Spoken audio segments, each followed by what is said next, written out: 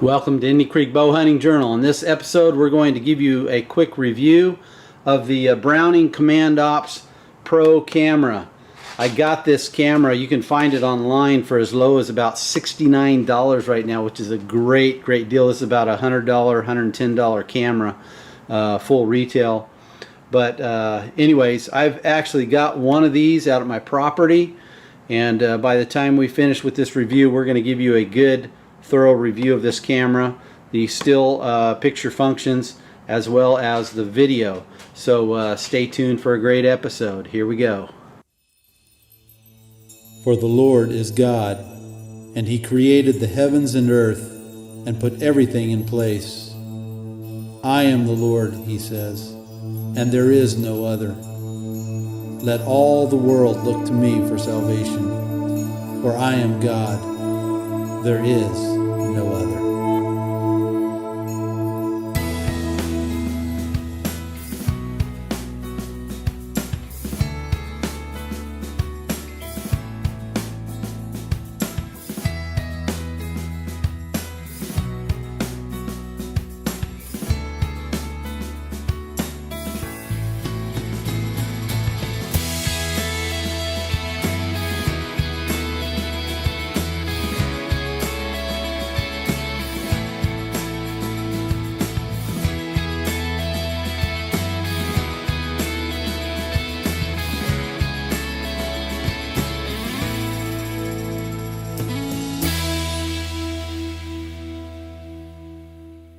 Alright, let me show you what you get inside the package when it comes. There's basically three things that are inside the package. You get the camera, which is really a good size. You can see how big it is. It's about as big as my hand, and I don't have a very big hand, you can see there. I really like this small compact size. These big bulky ones are really out of date anyways. People usually don't make those anymore. And then the instructions, of course, which are really easy to follow. I'm familiar with this camera already, and so I tend to just toss these in the trash. And then also this strap. Now what I found with these straps, this is a 3-foot strap with a nice sturdy metal clip on it. Some of these come with plastic straps and they're pretty cheap, but this is pretty strong and nice. But I guarantee if you have this out in the sun, it's only going to last maybe 6 months. Because I've had them just disintegrate after about 6 to 8 months. I don't know how they would make these so that they would last longer. All I use is I buy those little bungee straps in the little can from Home Depot anyways, and that's what I use is those bungee straps. I usually just toss this or use it for something else where it's not outside in the weather. Before I show you the functions, just show you real quick how to load these batteries. Basically you got an eject button right there. You can see that. Just hit that button, pop out this, slide out this little thing. Those of you that are familiar with game cameras know that pretty much all of them are made this way now, where you have this tray you can push out. Takes 6 batteries, and again, I'm familiar with this already because I've been using one for probably about 8 to 10 months now on my property. And these batteries last in this particular model a lot longer than most batteries. I've got a Moultrie. I can't remember the number, but I'll put it on the screen. A Moultrie that I've been using. It uses 8 batteries, and it uses those 8 batteries faster than these 6 batteries. So I really like this one. It goes easy on the batteries. Then you just load those like this, and then of course slide it back in, and you're ready to rock and roll and set these up. So we'll set up these functions. Turn it on, just up, and then you can see right there coming on.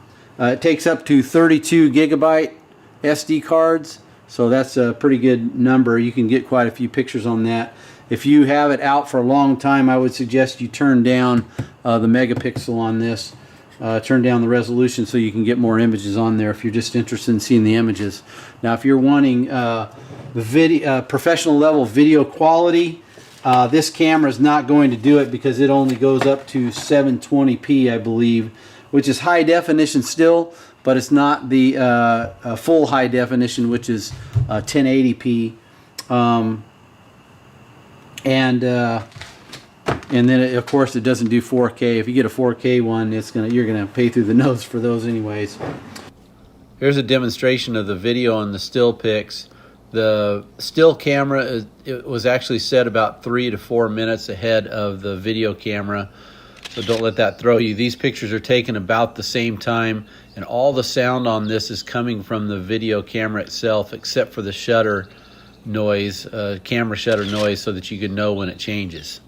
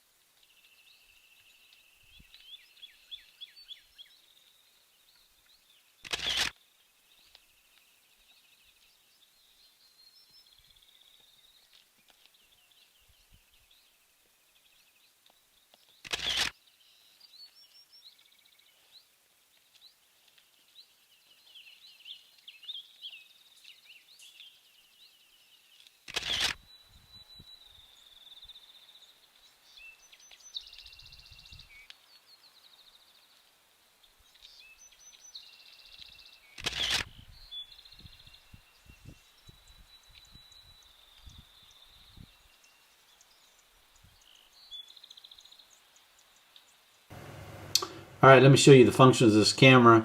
First of all, we'll turn it on. Got to make sure you have an SD card in the slot. Again, it takes up to 32 megabytes. And then also you will need some batteries, because those don't come in the package. So hopefully you can see this well enough. To set up the functions, basically you start with the mode button. Hit the mode button. And then actually you got to hit it while it's up and running. As you can see right now, it needs to be the date needs to be set, so we'll do that by hitting the OK button.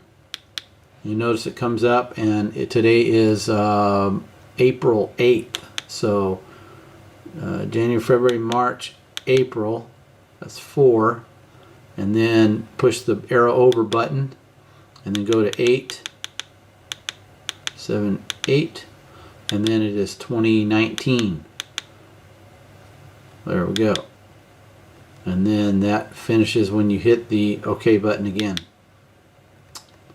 Right there. So that one's set. Then hit the arrow down button. Go to the next mode. The set time button. Time is 9:39 p.m. So we hit the OK button, and then we go to 9, 7, 8, 9. Trying to look at the camera screen and do this at the same time. So then we go to 39 here. 7, 8, 9, and then turn that from AM to PM. Hit the OK button. Boom, you're done. Then an arrow down button for the next mode. This is a mode on trail camera. That's the mode we want. That's a mode I use 99% of the time. I usually don't use the video function, but if you want to get to it, just hit the OK button. And then move to, that's time-lapse mode. So this does have a time-lapse mode. And it goes, you have many different options on the time-lapse mode. Seconds, 5, 10, 20, 30, 60 seconds. And you have 1 minute, well that's 60 seconds. 2, 5, 10, 30, and 60 minutes. So there's a lot of different functions on this. This is if you want to see what's coming in and out of a field that you're watching, or maybe a larger open area. So time lapse, and then you hit the video mode. Again, that's only 720p. And then back to trail mode. We're going to leave it on trail mode because that's what I want. Hit OK. Then we're going down to the next one is capture delay. 1 minute's good for me, but if you want to change that, you can change that to 2 minutes, 5 minutes, and 10 minutes, 30 minutes. That's almost worse than 60 minutes. 1 second, 5 seconds, 10 seconds, 20 seconds, 30 seconds, 1 minute. But we're going to go to 20 seconds because that's probably about what I want. In fact, maybe even less than that. 10 seconds, because where I'm going to be putting these cameras is going to be trying to capture some deer coming through on trails, and so I'm on a quest to shoot a big old axis buck, and they're not coming to the feeder, so I got to figure out how to get away from the feeders and hunt these animals anyway. So we're going to leave it on 10 seconds. Click OK. Arrow down. We got picture size. Medium. This is 4 megapixels. And your choices there are high is going to be 8 megapixel. Ultra is 14. I'm going to pick 8. That's a little better. Better resolution on those 8, and I can use those also in my videos that for my hunting channel. And click OK. And down, multi-shot. This is a function where it shoots 4 bursts. I think it takes 2 seconds to shoot those. You can turn that off. SD 2-shot mode, or 3-shot, or 4-shot. I think that's the tops on there. So we're going to turn that off actually. Let's see. Let's get one. There it is. It's off. All right. Click OK. Then we're going to go down to temperatures in Fahrenheit. You can take that Celsius or Fahrenheit. I'm going to leave it on Fahrenheit. Info strip, I want that on so I can know the time, the moon phase, and other information that you want down there, temperature, things like that. SD management is, if you turn this on, click OK, turn that on or off, on or off. I'm going to leave it off, but that is basically if your card fills up, then it will delete the oldest pictures and add with the others. So if you leave a camera out for a long time, you might want to do that to get the most recent information. But I'm going to be checking these cameras anywhere from 2 to 4 weeks, and I'll have a 32 gig card in there, so I'll be fine because it's going to be in an open area, not at a feeder. So that's why I'm going to leave it there. Motion test, it has an infrared light right here, I believe it is. This is your test button, this bottom one, and that will help you know that it's detecting motion. Don't need to do that. When you turn that on, you have to turn it back on before you set your camera back up again. Then you can name your camera, then set to default. You can actually set, click it back to set everything back to default. We don't want to do that. Then delete all the pictures that are on your card. And then this is a software upgrade. If you ever have an upgrade, you have to check the website to see if they have an upgrade on occasion. And then back to date. All right, so that's the functions that you work through. Very intuitive, very easy to understand. So hope you enjoyed that review of the Browning Game Cam. We're going to finish this up in the blind this morning. I'm out hunting. Hopefully going to shoot me an axis deer, a turkey, or a pig.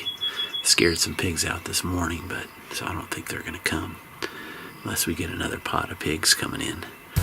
But anyways, hope you enjoyed that review. Be sure and give us a thumbs up. Check out our hunting channel here on YouTube. Subscribe, and we'll get you the future videos, or we'll give you a future notification of any videos that come out. Well over 100 videos now of me out bow hunting, so be sure and check out our channel. Thanks for watching.